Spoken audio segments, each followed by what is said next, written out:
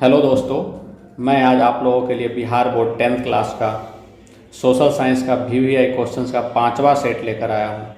आशा करता हूं कि आप लोग अधिक से अधिक क्वेश्चंस का सही जवाब देंगे।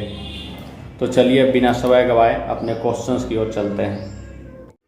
तो आप लोगों के लिए पहला क्वेश्चन है, कार्बोनरी की स्थापना किस वर्ष हुई थी? A 1810, B 1815, C 1830 या D 1848। दोस्तों इसका सही जवाब ऑप्शन नंबर ए होगा 1810। दूसरा नंबर क्वेश्चन है, राष्ट्रवाद की अवधारणा का जन्म किस घटना से माना जाता है? ए पुनर्जागरण से, बी धर्म सुधार आंदोलन से, सी गौरवपूर्ण क्रांति से या डी फ्रांस की क्रांति से। तो दोस्तों इसका सही आंसर ऑप्शन नंबर ए है, पुनर्जागरण से। क्वेश्चन नंबर 3 है, बिस्मार्क क्या था? ए कवि, बी नाटककार, सी संगीतज्ञ या डी कूटनीतिज्ञ। तो इसका सही आंसर बच्चों ऑप्शन नंबर डी है, कूटनीतिज्ञ था बिस्मार्क। तो 4 नंबर क्वेश्चन है, नेपोलियन कोड में कुल कितने कोड थे? ए 3, बी 5, सी 4 या डी 7। तो इसका सही आंसर दोस्तों ऑप्शन नंबर बी होगा, नेपोलियन कोड में कुल 5 कोड थे। 5 नंबर क्वेश्चन है, भारत किस प्रकार का राष्ट्र है? ए धार्मिक, बी धर्मनिरपेक्ष, सी विकसित या डी सांप्रदायिक। तो दोस्तों इसका सही आंसर ऑप्शन नंबर बी है, धर्मनिरपेक्ष। यहाँ हर धर्म के लोग निवास करते हैं और किसी में उतना भेदभाव नहीं देखा जाता है, इसलिए भारत को धर्मनिरपेक्ष राष्ट्र कहा गया है। 6ठा नंबर क्वेश्चन है, भाषाई आधार पर बनने वाला प्रथम राज्य कौन है? ए बिहार, बी झारखंड, सी उत्तराखंड या डी आंध्र प्रदेश। तो इसका सही आंसर दोस्तों ऑप्शन नंबर डी है, आंध्र प्रदेश। क्वेश्चन नंबर 7 है आप लोगों के सामने, किस देश को धार्मिक और जातीय आधार पर विखंडन का सामना करना पड़ा है? ए बेल्जियम, बी भारत, सी यूगोस्लाविया या डी नीदरलैंड। तो इसका सही आंसर ऑप्शन नंबर सी है, यूगोस्लाविया। 8 नंबर क्वेश्चन है, झारखंड राज्य का गठन कब हुआ था? ए 1 नवंबर 2000 ईस्वी, बी 9 नवंबर 2000 ईस्वी, सी 15 नवंबर 2000 ईस्वी या डी 15 नवंबर 2001। तो ये बहुत ही इंपॉर्टेंट क्वेश्चन है दोस्तों, बिहार बोर्ड में लगभग बार पूछा जा चुका है अभी तक। तो इसका सही आंसर ऑप्शन नंबर सी होगा, 15 नवंबर 2000 ईस्वी। आपका ये भी पूछा जा सकता है कि झारखंड जो है किस राज्य से टूट कर बना है? तो झारखंड पहले बिहार में मिला हुआ था, तो बिहार और झारखंड दोनों एक ही राज्य में आते थे। अभी वो 15 नवंबर 2000 ईस्वी को अलग हो गया। 9 नंबर क्वेश्चन है, प्राचीन काल में किनको शिक्षा पाने का अधिकार नहीं था?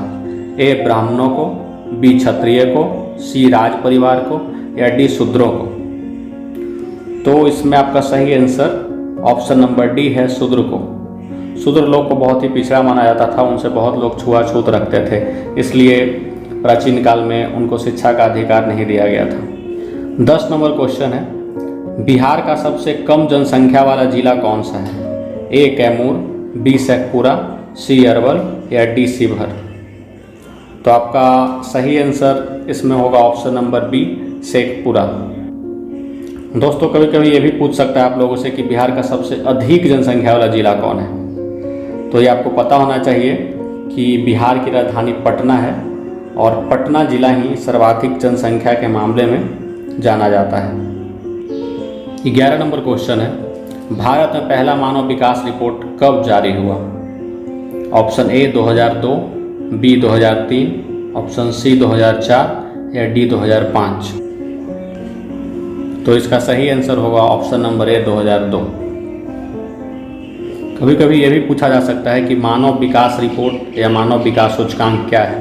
तो आपको ये पता होना चाहिए कि मानव विकास रिपोर्ट जो है किसी राष्ट्र में स्वास्थ्य, शिक्षा और जीवन स्तर का मापन का एक पैमाना है।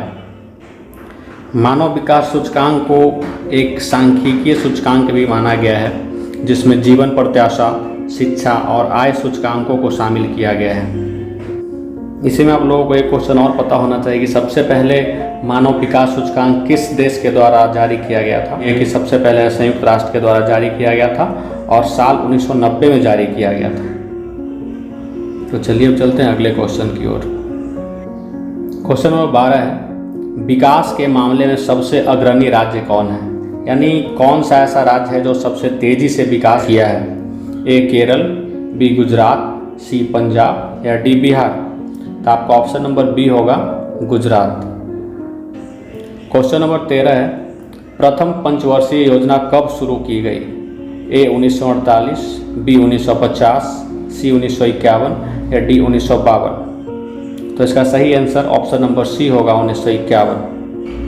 कभी कभी ऐसा ही पूछा जा सकता है दोस्तों कि प्रथम पंचवर्षीय योजना जो है 1951 में तो शुरू हुआ था, लेकिन इसको सबसे पहले किसने शुरू किया था?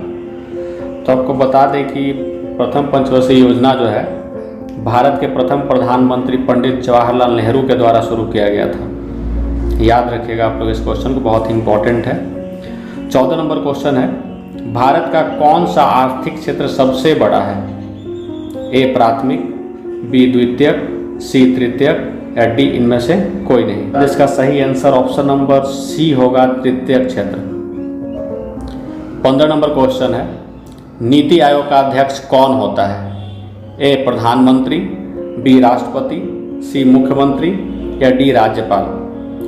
तो इसमें आपको पता होना चाहिए कि जो नीति आयोग का अध्यक्ष है वो प्रधानमंत्री होता है। तो आपको इसमें ऐसा ही पूछा जा सकता है कि वर्तमान में नीति आयोग के अध्यक्ष कौन हैं?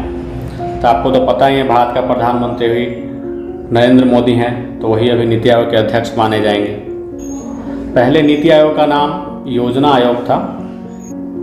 आपका एक क्वेश्चन इसमें ये भी आ सकता है कि नीति आयोग इसका नाम कब से दिया गया? तो आपको बता दें कि जो योजना आयोग है वो नीति आयोग का जो रूप लिया 1 जनवरी 2015 से। तो आप ये याद रखिएगा। 16 नंबर क्वेश्चन है, पेट्रोलियम किन चट्टानों में मिलता है? ए आग्नेय, बी परतदार, सी रूपांतरित या डी प्रत्येक प्रकार के चट्टान में? तो इसका सही आंसर ऑप्शन नंबर बी होगा परतदार चट्टान। 17 नंबर क्वेश्चन है, लौह अयस्क किस प्रकार का संसाधन है? ए नवीकरणीय, बी अनवीकरणीय, सी जैव या डी मानवकृत? तो इसका सही आंसर ऑप्शन नंबर बी होगा अनवीकरणीय। लेकिन आपको इसमें कन्फ्यूजन भी हो सकता है आगे चल के कि नवीकरणीय और अनवीकरणीय, क्योंकि ज़्यादातर बच्चों को इन दोनों ऑप्शन में कन्फ्यूजन होता है। तो आपको इसका परिभाषा पता होना चाहिए। तो ध्यान से सुनिएगा कि नवीकरणीय स्रोत किसे कहेंगे? तो वैसा स्रोत जो अनलिमिटेड है हमारे पास उपलब्ध, यानी असीमित मात्रा में है, उसको हम लोग नवीकरणीय कहते हैं। जबकि वो जो सीमित मात्रा में हमारे पास उपलब्ध है उसको अनवीकरणीय कहेंगे।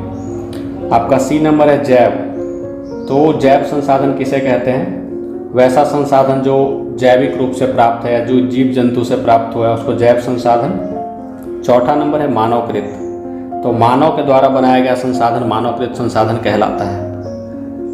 क्वेश्चन नंबर 18 है, भारत का पहला परमाणु केंद्र कहाँ है? ए तारापुर, बी नरौरा, सी कलपक्कम या डी राणा प्रताप सागर?